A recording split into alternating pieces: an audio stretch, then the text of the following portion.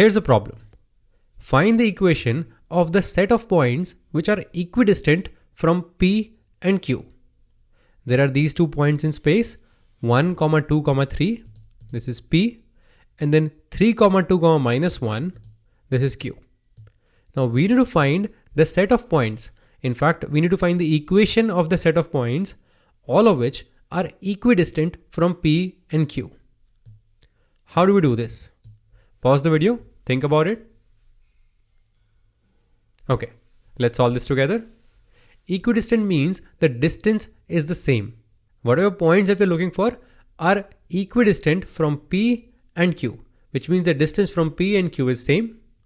So we can apply the distance formula here. If we assume the points to be x, y, z and apply the distance formula, we'll get an equation. But let's park this for later. Let's first visualize the situation. That's much more fun. So let's not talk about a lot of points. Can we think of one single point that's equidistant from both of them?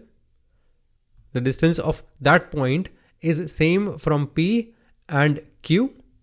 Where could that point be? Can you think of it? Can you see it? Okay, let's plot it together. The point that's in the middle, the midpoint of P and Q, that's definitely part of the list. And what's the midpoint?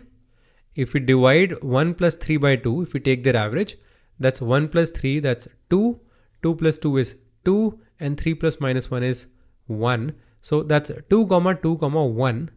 That's definitely going to be on the list. So a point R that's 2, 2, 1 will be equidistant from these two. All right, progress. Let's bring this point here. We can see that this point is equidistant from these 2 points, green and blue. Yep. So we've got one point, but is that the only point? That's the next question. Are there more such points? Think about it. Can we have more points in this space that are at the same distance from green as they are from blue? All right, let's do this together. Let's join these points. We have this length, same as this length, and this is the length PQ. Okay, this is the point that's equidistant. This is the midpoint. Let's move this point away. Let's move this point in space such that it's always the same distance from these two. Let's try moving it. Let's be very careful. Okay, so we're moving it, but we're making sure that the distance from this point is same as the distance from this point. This is equidistant from these two. So yes, there are more points. We can see that. If we look at it in 2D, what can we observe? Let's move this point. Okay. What can we observe about this point? So if we're looking at it from this angle, it seems like this point is always passing through the perpendicular bisector of this red line. Look at it carefully. This is always passing through the perpendicular bisector. In fact, it's on the perpendicular bisector of this line segment. But we're not in 2D. We're actually in 3D. So what's happening in 3 dimensions? Think about it. Can you visualize where can this point be such that it's always equidistant from these two? Okay, let me show you the solution. This is the plane on which this point lies such that it is always equidistant from these 2 given points. All right. Now, your job is to figure out why is that the case. Why is the case that whenever we are on this plane, let's move around a little. Whenever we are on this plane, we're always equidistant from these 2 points. Think about it. Why is this true?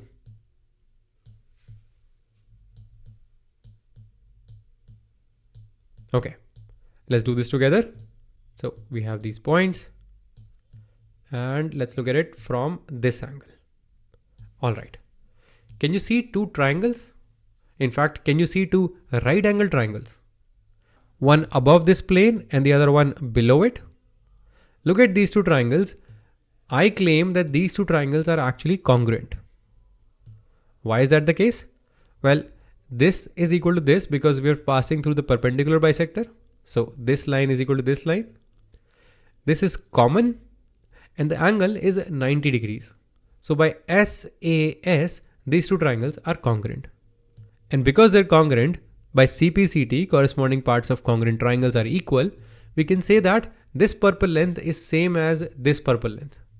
Which means as long as we're on this plane, we will always form these two congruent triangles.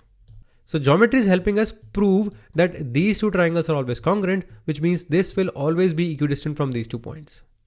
So we have the solution in front of us. We have the visual of all the points, all the infinite points that are always equidistant from these 2 given points. Now let's use our distance formula to get the equation of this plane. Because whatever we are going to get, we are looking for the equation of the set of points. We can see that that equation is going to represent this plane. So let's solve it. Okay. So as long as the triangles stay isosceles, which is the case here, we'll stay equidistant. So let's use the distance formula. Let the point be x, y, z. This is our point R. This is always equidistant from P and Q. So let's use the distance formula. PR, that's going to be x minus 1 square plus y minus 2 square plus z minus 3 square. Let's keep it in the squared format because we're going to equate it. Now we have QR, that's going to be x minus 3 square plus y minus 2 square plus z minus 1 square. So that's z plus 1 square. Now these two things are equal. So let's equate them. Y minus 2 square gets cancelled. We have these 2 squares and these 2 squares. Let's expand them. X square plus z square will cancel out with x square plus z square. In fact, even the constants 1 and 9, here as well we have 1 and 9, they also get cancelled. So we're left with minus 2x minus 6z equals to minus 6x plus 2z. A little rearranging, we have 4x equals to 8z, which means x is equal to 2z. So y could be anything, y coordinate could be anything. That x coordinate is double of z coordinate. We will always have this situation. We will always have this point equidistant from these 2 given points. Now the question only wanted us to find the equation of the set of points, and our job would have been done even if we did not visualize it. But now that we have visualized, we have some intuition of what these equations tell us in 3D. And we'll dive into this someday. I promise that we'll soon make videos on equations of planes as well.